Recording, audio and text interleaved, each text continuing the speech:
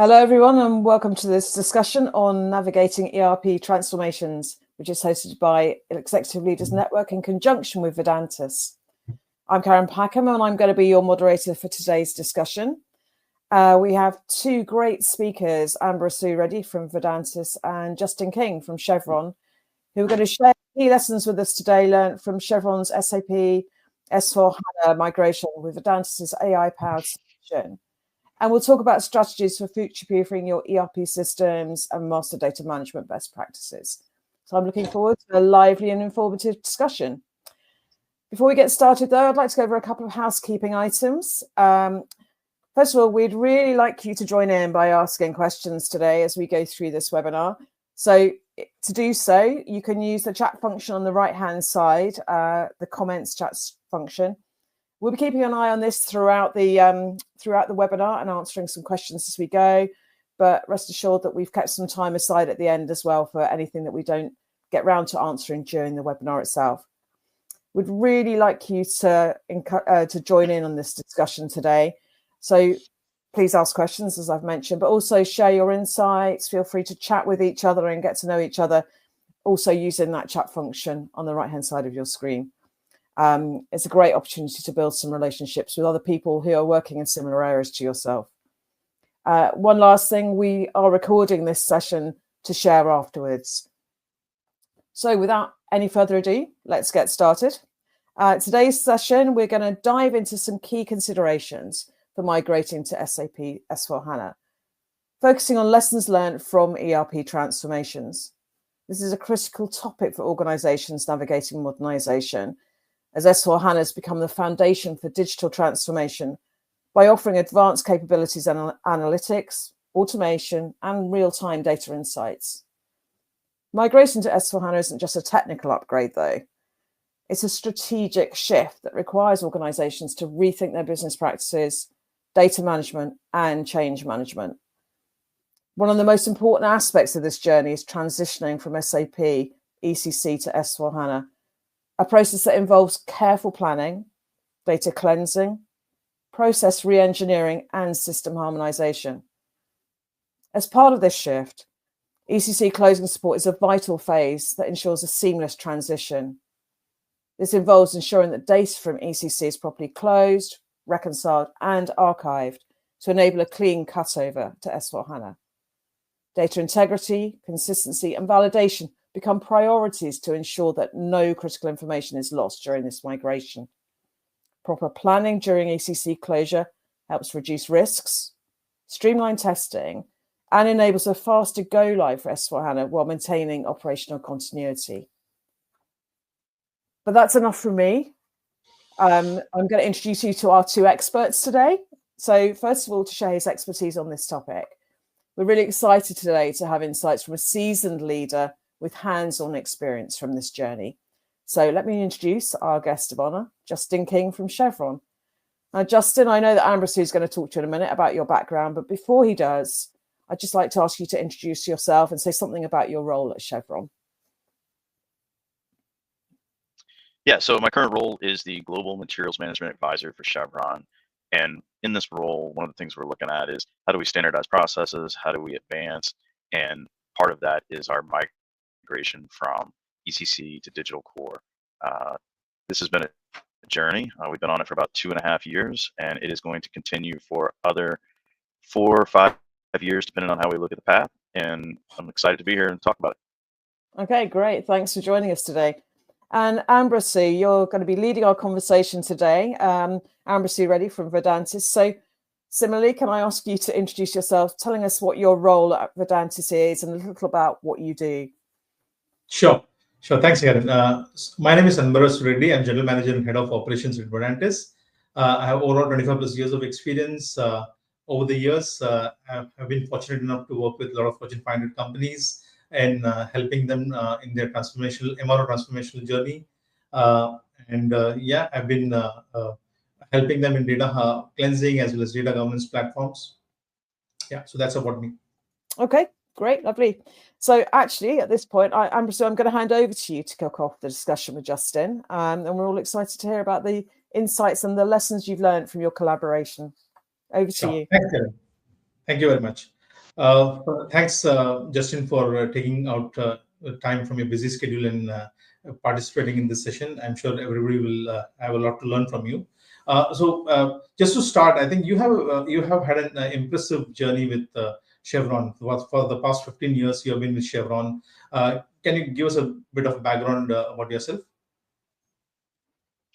Yeah, so before Chevron, and I'll even go this far back, I worked for a cigarette manufacturer, I worked for a paper industry, and then I came to Chevron. And each one of those stops, everything that was correlation between those is SAP, whether it was an implementation or a startup.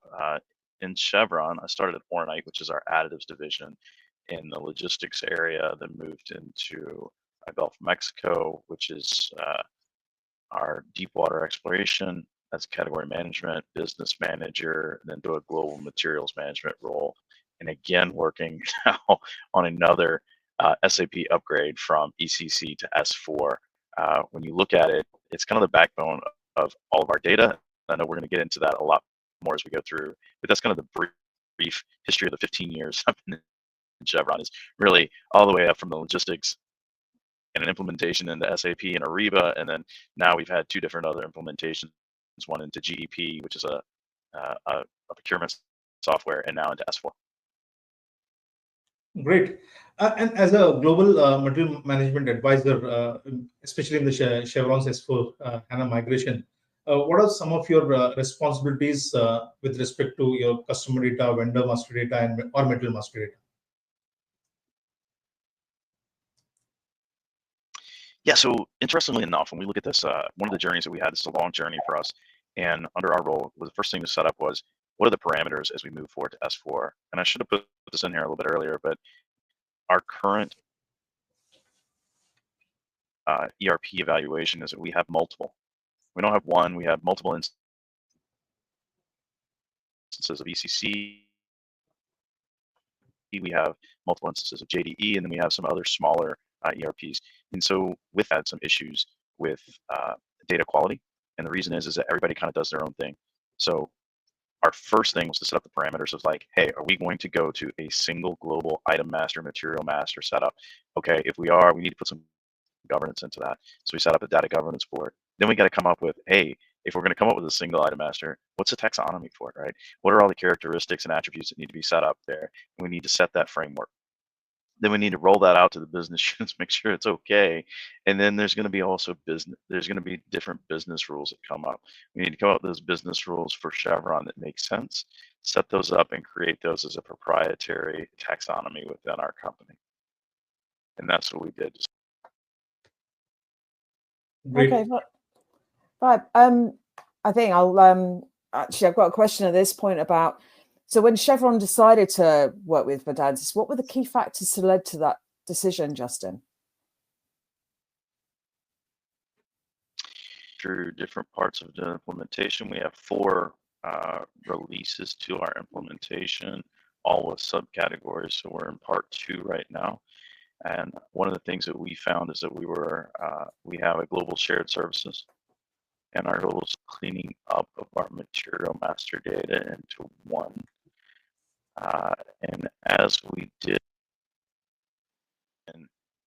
that, we started seeing our shared services grow, and we said, this is not sustainable. This is too many people, and it's too much work. And so we reached out and we said, man, what can we do to streamline this? And talking with Verdantis, what we found is they have an AI solution called Harmony. And we said, man, all right, what is this neat little tool? Give us a demo. And so they did. And as they demoed it, one of the things I kind of want to highlight to people, and I don't want this to degrade what this work does, but we had people that were basically sitting there scrubbing the internet and scrubbing manufacturer websites and information, trying to implement our taxonomy.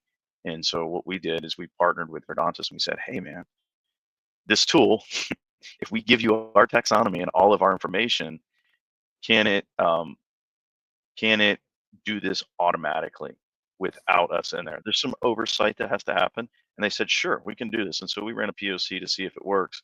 And what we found is there's some upfront work to start, which means you've got to set up the parameters and you've got to have the AI tool kind of learn what those parameters are. And then once you get those in there, it runs pretty smoothly, and it does a good job of auto-filling the manual task statistics. And I see that there was trouble in the chat of my volume, so please let me know if there's other issues with that, and I'll try and speak up. Yeah, I think we're having slight network issues, potentially breaking up a little bit. But let's carry on and see that whether this has been resolved. Hopefully our team in the background are having a quick look at that. So Sarah, thank you for the comment, and we'll continue for the moment and make sure that we can hear you. And Karen, just to if I may ask one more question to Justin. So Justin, when you're taking the decision for Harmony, I'm sure you might have also considered our AI-based web enrichment, which goes through the web and collects the data and fills the missing information, right? Yeah, that was definitely one of the selling points of it. And something else that I didn't say, and I'll say this here, is when we looked at this wasn't the only company we looked at. We looked at several. 2 things really stood out to us. One, the pushing of the AI tool. We know that this is the future. We know that this is where we're headed, is automation as much as we can from a learning system.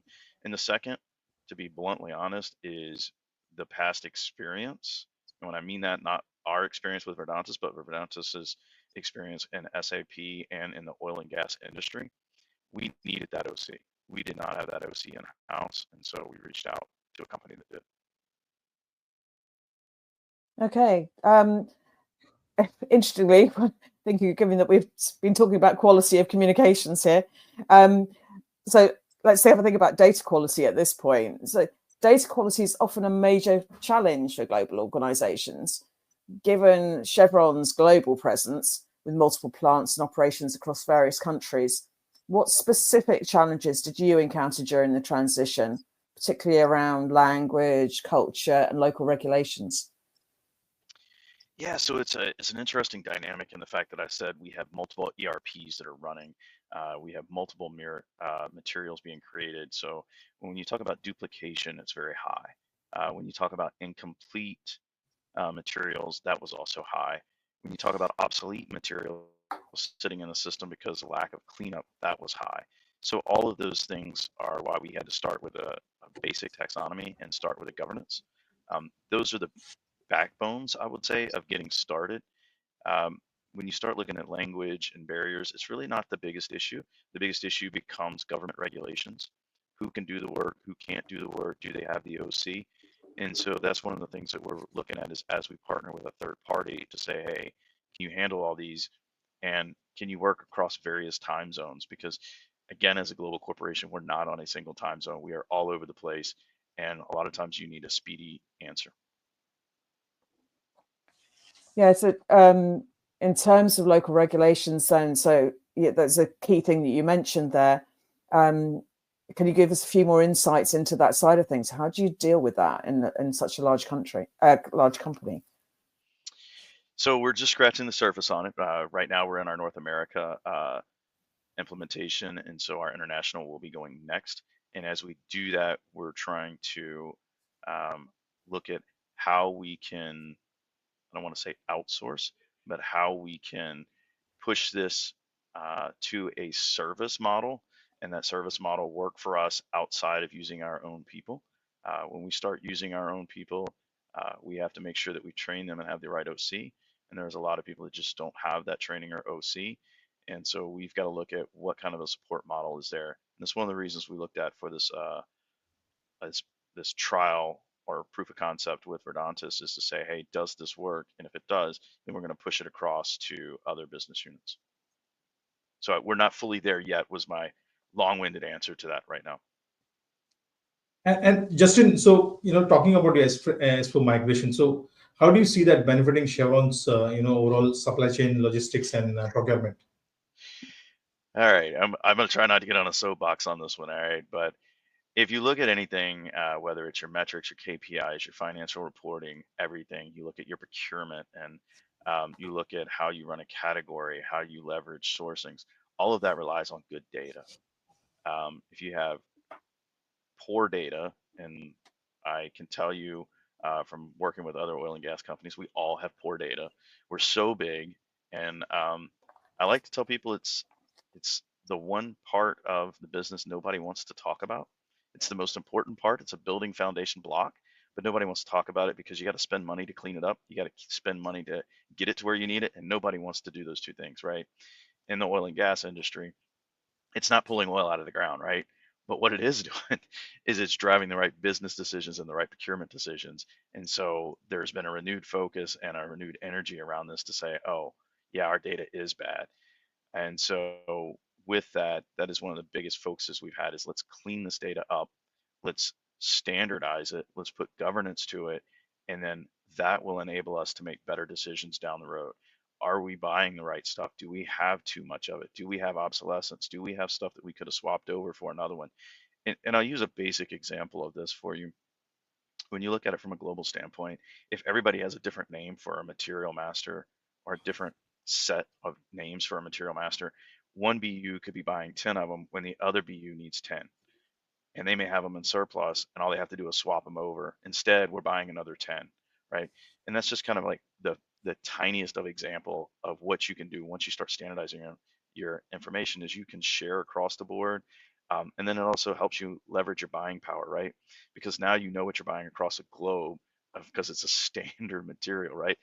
And it gives you a little bit of leverage with your suppliers. Those are some of the main things that we're looking for. It also helps with our spend trends and everything else that we've had trouble getting accurate data on. And then the last thing there is just, as you start working in S4 and you start working in different procurement systems, when you can standardize that material number and the requisition, it helps automate your procurement process to a certain extent, right? Because now your people in the field aren't just requesting ad hoc or text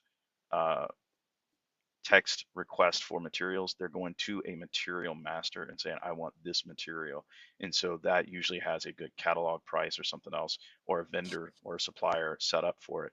And so it streamlines that process for you. That's cool. And Justin, if you want to get on your soapbox, you're very welcome to do so in this chat. That's absolutely fine. We'd love to hear more of that kind of thing. So, and just, and actually, while we're talking about soapboxes, just to remind everyone who's watching, please do feel free to add any comments and add any questions in the chat area. As we're going through, like I said, we'll try and answer that as we go through. Oh, look, thank you, Martin, as if by magic. Martin has asked, what tool are you using for sustainment process on the material master for reporting and data governance? So great question. And as I mentioned earlier, we're still in the middle of this process, so we haven't gone fully down. What I will tell you is that the first step we did is we said, hey, we're going to come up with a standard taxonomy and characteristics and everything. And with that, we set up a data governance. So that's an internal data governance. And what that means is we have 3 tiers of people. When a request is made to create a material, it has to go to our shared services. They have to review it. And when they review it, then if they're making a change to a standard or something outside of our taxonomy, that has to go to a governance board review for approval. That was our first step. And what that really did was put a choke point on where the input and data can come from. And then it requires approvals to do any changes or moves away from the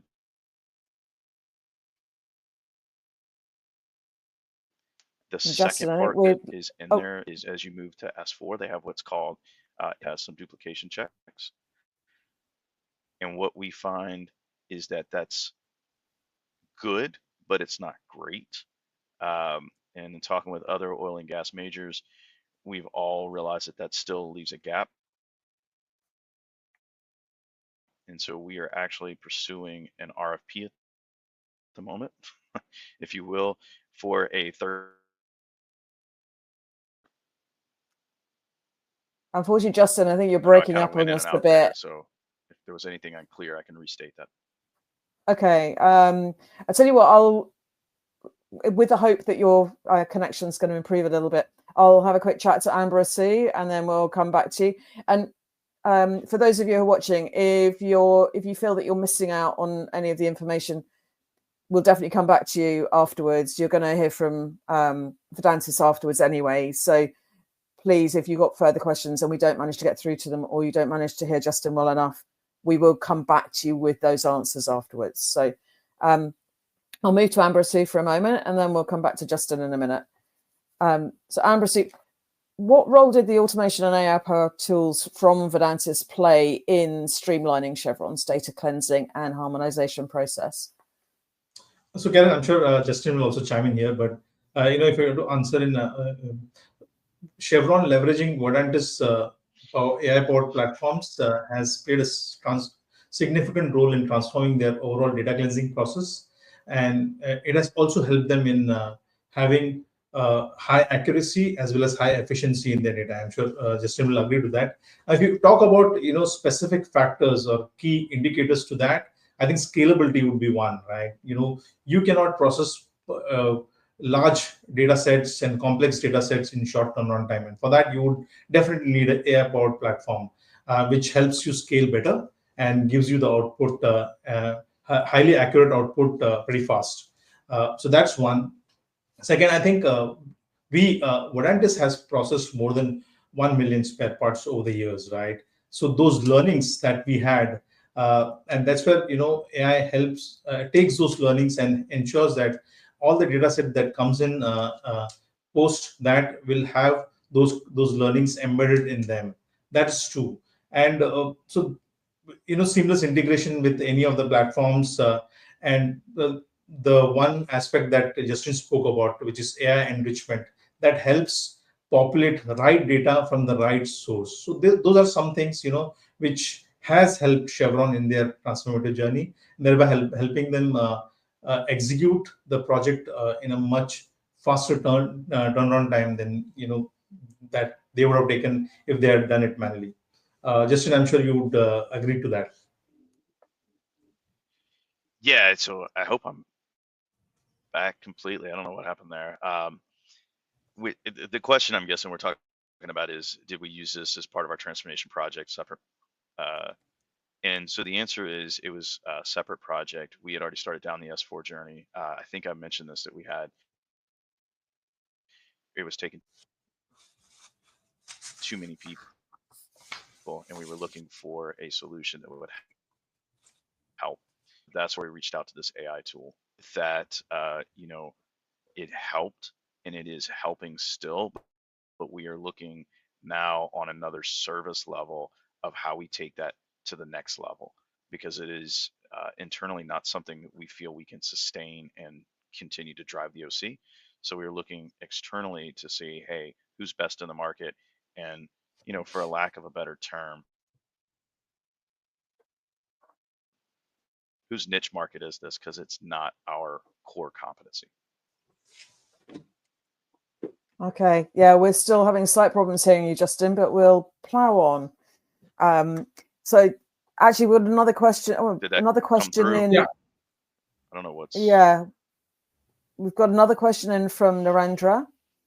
So Narendra's asked about Harmony, the Verdantis AI tool, and has said, did you use the tool as part of your S4 transformation project, or was it a separate pre-project prior to S4?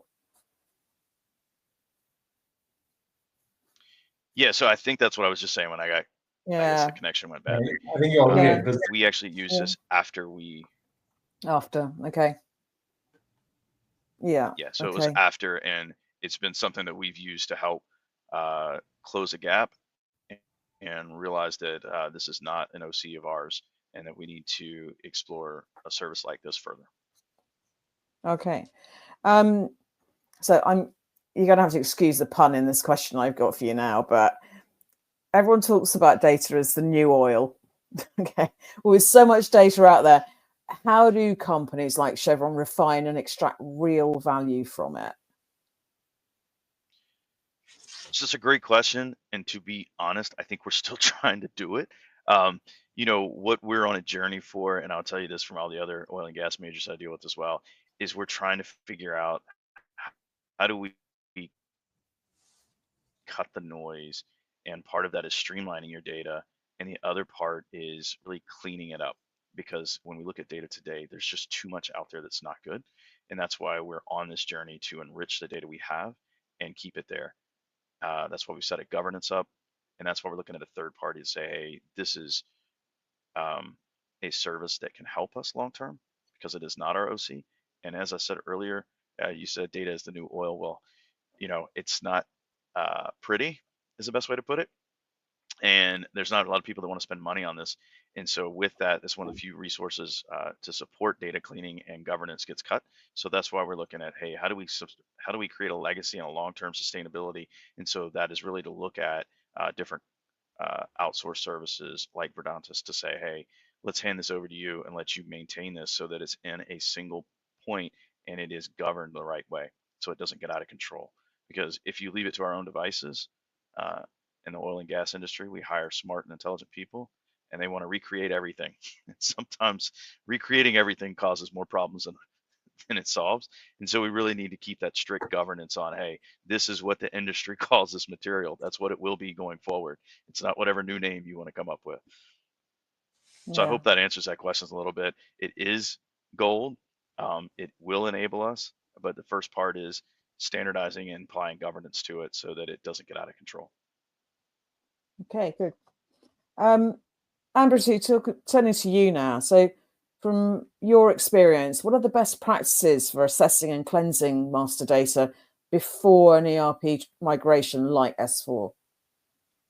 That's a great question, Karen. If you ask me the best practices that to follow before doing any data harmonization project, I think align the project objectives or the goals of the project, and so set a clear objective, align the objective with the right stakeholders, have a better understanding of your data quality. I'm sure everybody knows how the data quality might be in the current state. So having that assessment of the data is very critical for the journey.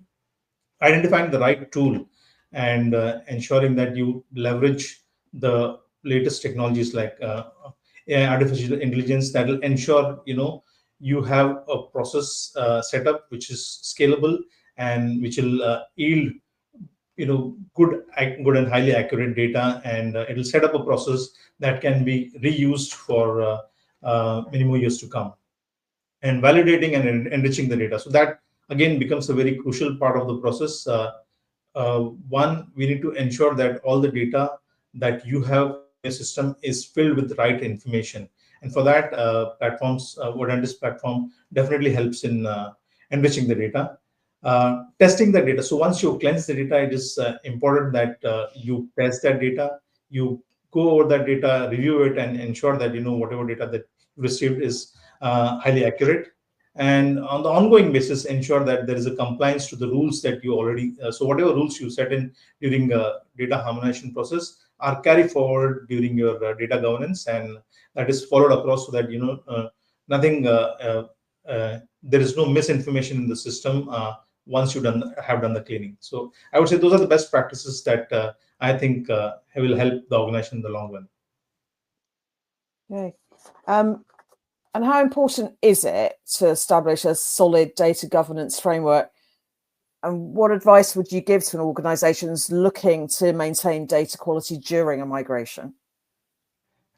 I think having a clear data governance framework helps organizations. I mean, it helps in maintaining the clean and accurate data, consistency, accountability, and there's a compliance within the system. My advice would be, have a clear governance policy set up. Once you have the policy set up, everyone knows what to follow. Educate your data stewards on the rules and logics that needs to be followed while data is created. Engage with the right stakeholders and educate them. Most importantly, leverage AI-based platforms, because I think that's gonna cut short all the inefficiencies in the system, and it'll help you yield better and accurate result during your data creation. And have a continuous monitoring system that again helps you, track your data quality, and integrate governance into your migration planning. So those are some things which I feel are absolutely crucial for a solid data governance framework. Okay, and we might have touched on this a bit, I think, already, but how can specifically AI-driven solutions such as Harmonize and Integrity, how can they assist in automating data enrichment and improving efficiency? So Harmonize, with as I already told you, we have processed more than 1 million records, right? So that learning that we have already gathered helps all the future incoming data to have those kind of same learning that we have built out. It helps in ensuring that there is a consistency in the data. It helps in completing the information that is required for warehouse data stewards, and some of the utilities that we use, like auto AI enrichment. It ensures that it can pull the information from the right sources and fill in the right information on the data. It will give you a real-time actionable insight. So it definitely helps. AI-based platforms helps in ensuring that whatever you have are highly accurate, and most importantly are pulled in from the right sources. Yeah, I just want to throw in there, that's one of the things that we really were impressed with, is the fact that when you look at materials and you look at data, it changes so fast today that what they're able to do with their tool is really go out and get the newest and most up-to-date information on material changes and stuff from the OEMs and the different sources. Because what generally happens is people pull from an old database or a database that you created that part material from, and it's out of date. It's not the same as the new material. And so it's very, very crucial to make sure, especially when you're dealing with oil and gas, different highly technical parts, that they're the right ones and the specs are correct. And there's a duplication check that goes in there, because some of them may be an old part that's manufactured by the same OEM, and some of them may be a new, and there's different technical differences that need to be called out in there instead of just creating the same part. Oh, right. Okay. And Justin, so if you could go back and change one thing about Chevron's ERP journey, what would that be and why? So that's really simple. What I would say is that I would have said we would have stood up our taxonomy a lot earlier. We had a lot of internal strife getting that straightened out and how we wanted to do it. I would leverage as close to the industry standard as possible. Try not to deviate that, and I'll touch on why in a minute on that. And then the second thing is we would have outsourced this from the beginning, just not even handled it. A lot of times when you get people in groups, they say, "Oh, we can do this," and then you realize, oh my God, you're talking hundreds of thousands and hundreds of thousands of records, and that just ends up being a problem because it's not sustainable. And so that's what I would have said we would have changed from the get-go. Okay. Why do I say that about the data on the front end, moving as close to industry standard as possible? If you look at what S4 is doing, you're going to see a term that S4 uses a lot called clean core. And what clean core means is you are not deviating from the S4 design. And if you look at any ERP that's been built over the past 20 plus years, everybody's taken the CAN package and made it their own. And so the closer you stay to standard, what happens is when those updates are there, you will get the update and it'll be as clean as possible and as usable as possible. Does that mean that you have to change your business drivers and some of your processes? Yes. And so I would say to do that. And I know people have a hard time understanding that, but if you really think about it, if you look at your iPhone, you're not going to change your iPhone completely in how it works. You're going to allow Apple or Android, whichever one you got, you're going to allow it to continue to launch those updates on the bug fixes and everything. But if you change something in your background of your operating system and you make it different, when that update comes, it's not going to work. So that's what I would say about data is as close to standard in the industry you can get as possible. And I only say that because in the oil and gas industry, like I said before, we try to over-engineer everything and call it something different and modify it. If we would just stick with the standard, we would be better off. Great. And Justin, so in your view, what role will AI and automation play in future of master data management and ERP systems? You know, that's a great question because we're still trying to figure out and toy around with what does it do? But I think at the end of the day, the closer, and as I said before, the closer we can get to standardization and the closer we can get to industry standards, the easier the AI tools can start to learn. And the more they can learn, hopefully the more they can take away. And hopefully the more we can integrate suppliers, right? Because at the end of the day, if you can integrate your suppliers into that, any changes or modifications they make will automatically roll through whatever system or platform that you have created and will really take the guesswork out of having a competent OC person double checking that work. So it will automate even further. That's what I see it coming to in the next probably 2 to 3 years, to be honest. And beyond that, just anytime the supplier updates a part, they'll just put it in some kind of database, and one of these companies will pick it up and have it out there for the AI to check. Okay, fine. The other piece that's out there, and I hope this comes, and I've seen tidbits of it. Go ahead. No, fine. Justin, carry on. Oh, I was just going to say the other tidbit that I'm hoping comes out is the scannability feature. In other words, there's mobile apps out now that can, from an AI standpoint, you can just scan a material, and whether you have a PNID, whether you have a barcode on it, or whether you just take a picture of it, it will take it and start pulling schematics from whatever and say, hey, this is what this is. Because a lot of times, I mean, there's got to be dust on the boots, and people get out there and actually have to look at the material, put their hands on it, and go scrub through it. But if you can get to where AI can read the dimensions and weight and pull all that information off just pictures, it's going to be amazing. And Justin, I promise, Verdantis is working on something like that, and we'll definitely, come to you for that. We're definitely already working on that. Awesome. Excellent. I mean, we've got a few more questions, but it's gone very quiet in the chat. So please, if you have any questions, also if you've got any observations, if any of this rings a bell and you're happy to share with us any of your experiences, please do put that in the chat area. So, Justin, again, we've kind of touched on this to an extent, but what were the specific benefits you experienced during the migration process, particularly in terms of data cleansing and governance solutions, governance being something that Anbarasu touched on, I think? So we're just starting to reap those benefits. Again, it enables, and I'll kind of go through this again, it enables our buying channel to be there. It starts enabling our back-end analytics to be more accurate, and it starts driving the standardization and efficiency that we're looking for to really reduce the manual time that we're spent chasing either data or inventory measures, right? When you look at what's out in the warehouse, how many times you've turned it, how many times you bought this material, that's great in one location.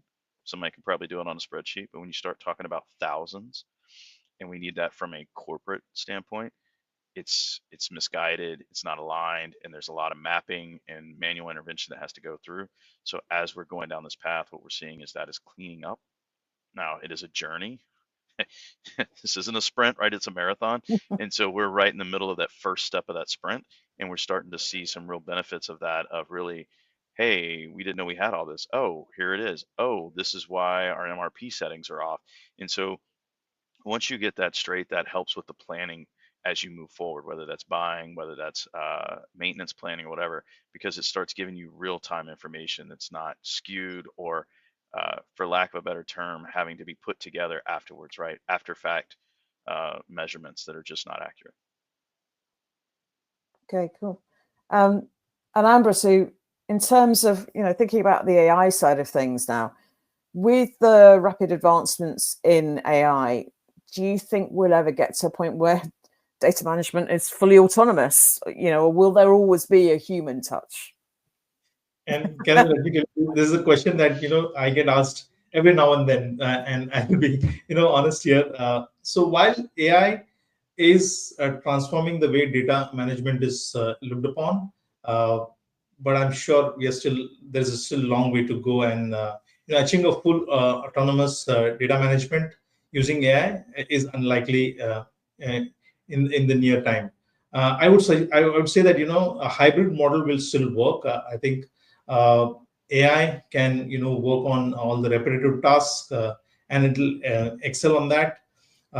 What human touch or human intervention will do is it'll provide the right context to the data. It'll ensure that all the ethical oversights are looked upon. It's like a kid who's just started walking, and he used to be trained how to walk. So I would say that there's still a long way to go, and I'm sure human intervention has a lot to do in terms of guiding AI on what direction, how it will become more accurate. So in a nutshell, a collaborative partnership of AI and human intervention will definitely work. What AI will do is it'll increase or improve the efficiency maybe to 90% or 95%, and human intervention will still be needed in terms of guiding AI on the contextual aspect or ethical aspect and the governance aspect.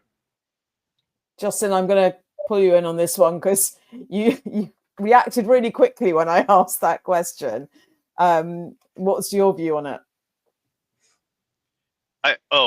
I'm completely agree.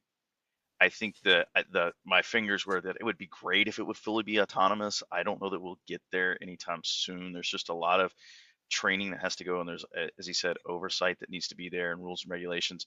But it would be really helpful. As I've said 100 times, data, I know you said it's the new oil. Nobody likes the new oil. Nobody likes to get their hands dirty with this oil. They really try to shy away from it as much as possible, even though it is a foundation building block for everything else they do.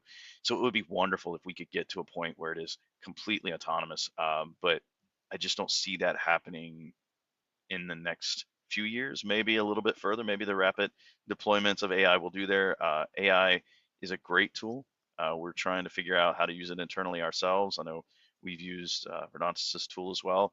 And while it's good, and it, as he said, it takes over the repetitive process, there's still some oversight that needs to be there at this time. Okay. So maybe in time. Maybe. Yeah, I think we're all kind of getting to grips with how AI is going to change things and how fast it's moving or isn't moving. Kind of very interesting times in that respect. Right. Yeah, maybe one question, maybe. So Justin, for organizations just starting out on their MDM journey, what would you say are the must-have ingredients for success? So this is interesting because I actually went to a conference not too long ago, and this question came up in that regard. As far as people that have already finished, we're still in the mid part of high level. But I cut out. So high level buy-in, like, so from your upper management as you go through there, because again, we keep saying this is a new oil. Again, nobody wants to get their hands dirty with this new oil. And so high level buy-in that this is a priority to get there. And then a complex set of data governance. And then a process and the time and resources allocated to clean that data up. There was an executive at Shell one time a couple years ago that gave probably the best example of anything. He said, you can implement whatever new system, ERP you want, but if you don't clean the data before you implement the new system, you're just putting lipstick on a pig. And that really is the driver that all of the leadership needs to have, is that if you don't get that foundational building block clean, you're just going to inherit a dirtier mess with a new name tag on it. So for me, I think that's the biggest key, is that you have to clean this data. You have to come up with a standard, or you're going to get what you have today, which is probably less than stellar. Interesting. Okay, we've got another question. This is quite a long one. I will read it out just so that everybody can hear it. So whether, I think clearly that Anbarasu, this is a question for you. When Verdantis conducts data harmonization prior to an ERP implementation or the deployment of an MRO governance platform, how do you address the challenge of potentially thousands of duplicate records identified during the harmonization process? Are these duplicates resolved and eliminated before the migration? And do you have KPIs or metrics to measure the cost savings or cost avoidance achieved through duplicate resolution? Great question. So what we do is, once we run the data through our platform, we run through processes like classification, attribution, data sheet specifications, and auto enrichment, and finally we do a deduplication. Now, once our platform runs the deduplication program, it identifies the potential duplicates. So we tag all the duplicates as potential duplicates, because we want the users or the data stewards to look into the data and point out that these are the duplicates that they are the ones who need to decide which one to keep and which one to reject. But yeah, from suggestion perspective, yes, before loading the data onto the platform, it is important that we eliminate all the duplicates and ensure that only the right records stay in for better efficiency and ensuring that you have the right inventory in the system. Justin, is this something that's been an issue for you, or? So it was one of the first things we did. When we look at data, there are two things we did. One was the age of the data. That was the first thing. So if this data hasn't been used in, I think it was 7 years was the cutoff point we had, we need to review it and get it out of the system to help clean. That was the easiest part, right? Hey, we haven't used it in 7 to 10 years and we don't show inventory on it. Eliminate the record. It's just excess. The second one was, what is a duplication, and find all the duplications we have, and then really figure out which one of those duplications is the most accurate. I'm not going to say fully enriched, but the most accurate data, and then delete the other ones out, because that's moving towards a central global item master, right? Is to cut the duplications down to one single item master and then fully enrich that one to the right characteristics. But again, if you don't have a governance on how you're going to handle those characteristics taxonomy, it doesn't make any deal, because you're just going to put another one back in. Yeah, that's a great point, right? I completely agree with Justin. Okay. Any more questions from our audience as we're heading towards the final stages of our webinar this afternoon, or this morning, sorry, I should say, for those of you on the other side of the pond. I've got a couple more questions for each of you, or one for each of you, I think, which is in terms of who shall I ask first? I think I'm going to ask Anbarasu. From your perspective, what's the biggest myth about master data management that you'd like to debunk? That's a great question, Karen. Again, I think the biggest myth about master data management project is believing that it's purely a technology project. No, it is not. It's a business-driven initiative, and I think it's important that all the people from the business needs to participate actively to ensure the success of any master data project. So MDM, if you ask me, is about people and process. Technology, identifying the technology and putting together in the process will help the businesses to become more successful, but people have to participate to make it more successful. So I mean, in a nutshell, what I want to conclude is a business has to actively participate in using the technology, and also ensuring that all the right inputs are given to the technology to make it more successful. Justin, do you agree with that? Yes, wholeheartedly. Okay. And Justin, I've got a couple more questions for you, actually. Sorry, or did you want to follow on from Anbarasu's point just then? No, I think he nailed that one pretty good. Okay. Could you maybe give us an example of how the new S/4HANA systems enhance visibility and tracking of materials across Chevron's supply chain? Yeah, so this is just going to be S4 in general. And so when we look at this, the first BU that we went was our Canadian business unit. And as they started to enhance materials and make the visibility known, they were able to reduce surplus by, I think it's around $12 million, because they were able to identify materials that hadn't been used or were able to shift and use to another project immediately. And that was a real big help and eye opener for us. Again, as we look across the organization in multiple ERPs with disjointed information, our goal, and I will say goal because we haven't finished this yet, right, is that we'll have that across a global network to where, hey, we can see where we have materials that are in excess that we can shift over. But the other thing, and I keep driving this down, is the visibility of the materials that are accurate from a leverage standpoint, from a buying standpoint. When we look at this, we have buying at now kind of more of a centralized level. So if you have each BU buying 10 widgets and there's 10 BUs, right? Now you're buying 100 widgets. So on a global level, now you can go and say, hey, I'm buying 100 widgets from the supplier. I need a better price.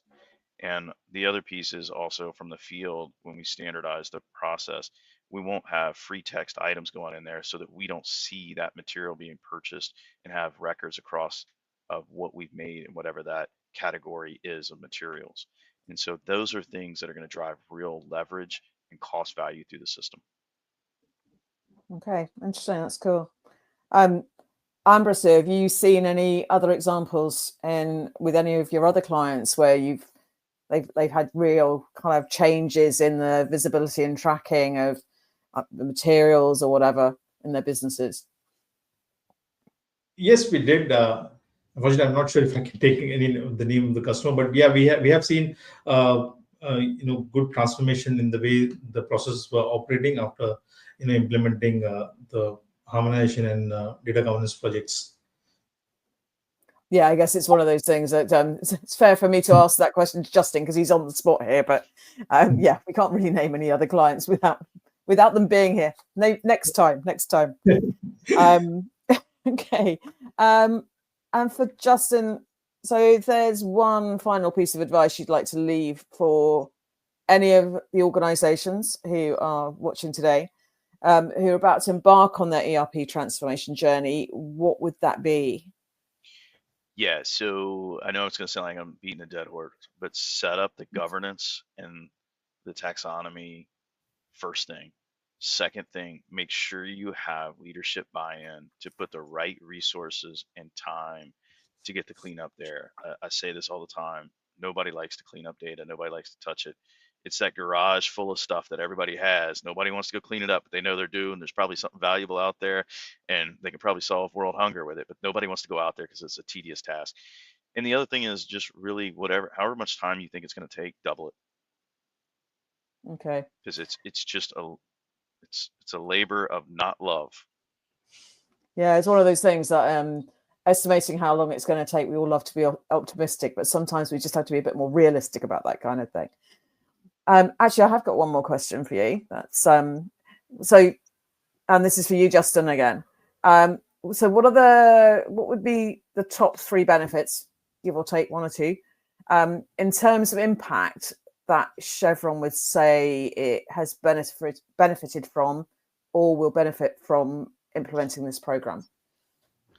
Yeah, so the first one is really, and I keep going over this, is just global visibility to what true materials and inventory we have, both from a overall GL account or inventory count, and then from a leverage when you talk about buying power, right? Those two things are probably the top two when you look about this. The second one is really helping to plan.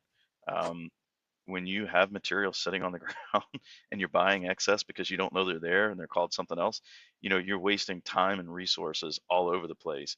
And we see that quite frequently.